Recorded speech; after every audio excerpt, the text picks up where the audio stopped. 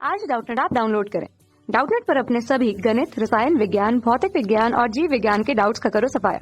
बस प्रश्न की फोटो खींचो, एक ही प्रश्न को क्रॉप करो और तुरंत वीडियो सोल्यूशन पाओ। अभी डाउनलोड करें। हेलो दोस्तों, आपका प्रश्न है निम्न बिलियनों को बनाया गया। पहला बिलियन है 250 ml जल में 10 ग्राम ग्लूकोज रसायन अणुसूत्र है यहाँ पे C6H12O6 को घोलकर, जिसका कि परासरण दाब यहाँ पे दे रखा है P1। फिर दूसरा बिलियन है 250 ml जल में 10 ग्राम यूरिया अर्थात CH4N2O को घोलकर बनाया गया है, जिसका परासरण दाब P2 है। तीसरा बिलियन यहाँ पे है 250 ml जल में 10 ग्राम सुक्रोज, रासायनिक सूत्र है यहाँ पे C12H22O11 को घोलकर बनाया गया है और परासरण दाब इस बिलियन का है P3। इन बिलियनों के परासरण दाबों के घटते क्रम का सही विकल्प है। तो चलिए इस प्रश्न को हल करते हैं। तो यहाँ पे दोस्तों मैं देख लेता हूँ कौन कौन से बिलियन हमने बनाए हैं। अब यहाँ पे जो बिलियन बनाए गए हैं इसमें आप देख रहे हैं कि जो विलायक है, विलायक क्या है यहाँ पे? पानी।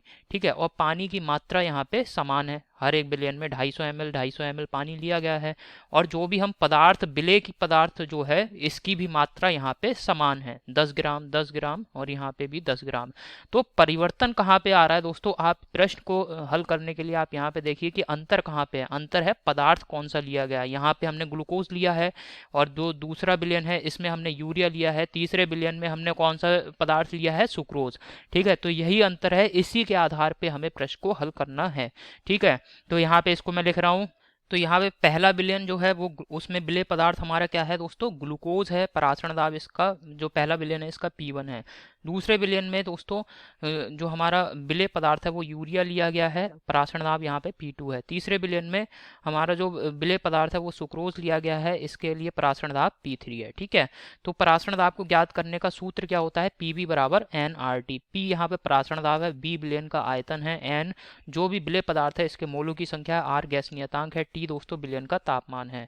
ठीक है, तो मोलों की संख्या को आप क्या लिखेंगे? ग्राम में मात्रा बटे अणुभार। और ये W क्या है? जो विलेय पदार्थ है इसकी ग्राम में मात्रा है। M दोस्तों अणुभार है विलेय पदार्थ का। ठीक है, तो यहाँ से हम क्या लिख सकते हैं? अणुभार M बराबर W बटे B RT बटे P, इस प्रकार से लिख सकते हैं। यानी आप देख रहे हैं कि जो परासरण दाब है P, परासरण दाब P जो है ये किसके व्युत्क्रमानुपाती आ रहा है? अणुभार M के व्युत्क्रमानुपाती है। ठीक है, अणुभार M के व्युत्क्रमानुपाती है, या फिर इसको ऐसे लिख दें आप, M व्युत्क्रमानुपाती P, परासरण दाब P। ठीक है, तो ये संबंध यहाँ से निकल के आ रहा है। क्यों ऐसे कैसे मैंने निकाल दिया? आप यहाँ पे देखिए, गैस नियतांक इसका मान सबके लिए समान होगा। अब ग्राम में मात्रा, ये क्या है? विलेय पदार्थ की ग्राम में मात्रा। तो हमें पता है हर एक पदार्थ की कितने ग्राम मात्रा ली गई? 10 ग्राम। तो ये भी प्रत्येक बिलियन के लिए इसका मान भी नियत हो गया। B क्या है दोस्तों? बिलियन का आयतन। तो हर एक बिलियन का आयतन कितना है? 250 ml है। तो यानी ये जो आयतन है इसका मान भी नियत हो गया। और तापमान दोस्तों इसके विषय में कुछ नहीं बताया गया, तो ये भी नियत होगा, मतलब सभी बिलियनों के तापमान समान होंगे। तो यहाँ यानी परासरण दाब और अणुभार की सहायता से, मतलब परासरण दाब का आपको आकलन करना है तो ये आप अणुभार की सहायता से ही ज्ञात कर सकते हैं। तो अब प्रत्येक बिलियन के लिए यहाँ पे अणुभार ज्ञात करेंगे हर एक विलेय पदार्थ का। ठीक है, अब यहाँ पे व्युत्क्रमानुपाती संबंध है, तो जिस भी विलेय पदार्थ का अणुभार जितना अधिक होगा उस विलेय पदार्थ का परासरण दाब उतना ही कम होगा।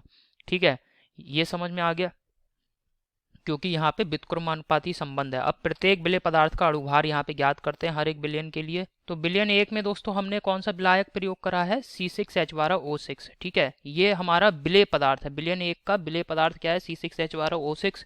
इसका अणुभार हम ज्ञात कर लेंगे। ठीक है, रासायनिक सूत्र ये ग्लूकोज का है। अणुभार ज्ञात करा तो 6 गुणा 12, 6 गुणा कार्बन का परमाणु द्रव्यमान 12 प्लस 12 गुणा हाइड्रोजन का परमाणु द्रव्यमान 1 प्लस 6 गुणा ऑक्सीजन का परमाणु द्रव्यमान 16। तो ये आ जाएगा 72 प्लस 12 प्लस 96 अर्थात 180। ठीक है, तो ये हमारे पास आ गया ग्लूकोज, जो पहले बिलियन में हमारा विलेय पदार्थ है, इसका अणुभार 180। दूसरे पदार्थ में हमने यूरिया का प्रयोग करा है विलेय पदार्थ की तरह, CH4N2O। ये इसका क्या है? अणुसूत्र है CH4N2O। अब अणुभार यहाँ पे ज्ञात करेंगे तो क्या आ जाएगा? कार्बन का परमाणु भार 12 प्लस 4 गुणा हाइड्रोजन का परमाणु भार 1 प्लस 2 गुणा नाइट्रोजन का परमाणु भार 14 प्लस ऑक्सीजन का परमाणु भार 16। तो ये आ गया 12 प्लस 4 प्लस 14 दूनी 28, 28 हो गया यहाँ पे, और 16 आ गया। ठीक है, तो ये 12 प्लस 4, इसको सब इन सबको जोड़ लिया तो अणुभार क्या आ गया? 60 आ गया।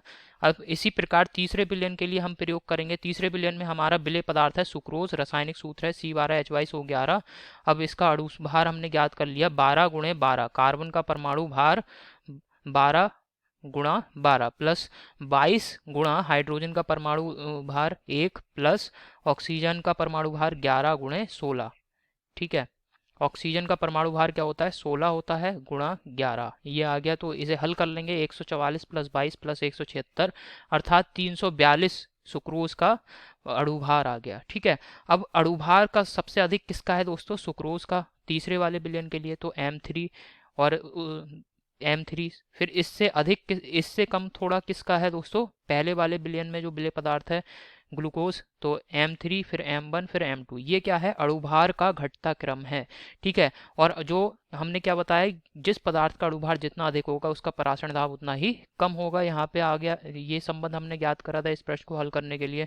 तो सबसे कम अणुभार किसका है दोस्तों, सबसे कम अणुभार है जो दूसरे विलयन में जो दूसरा विलयन है इसमें जो विलेय पदार्थ है इसके लिए। तो इसके लिए दोस्तों परासरण दाब सबसे अधिक हो जाएगा, क्योंकि हमें परासरण दाब का घटता क्रम देखना है, तो ये यहाँ पे घटता हुआ क्रम आ जाएगा। तो सबसे अधिक परासरण दाब दूसरे विलयन के लिए होगा, फिर उससे कम परासरण दाब पहले विलयन का होगा, और सबसे कम परासरण दाब तीसरे विलयन का होगा, क्योंकि तीसरे विलयन का के लिए विलेय पदार्थ का अणुभार सबसे अधिक है। तो ये क्रम आ गया।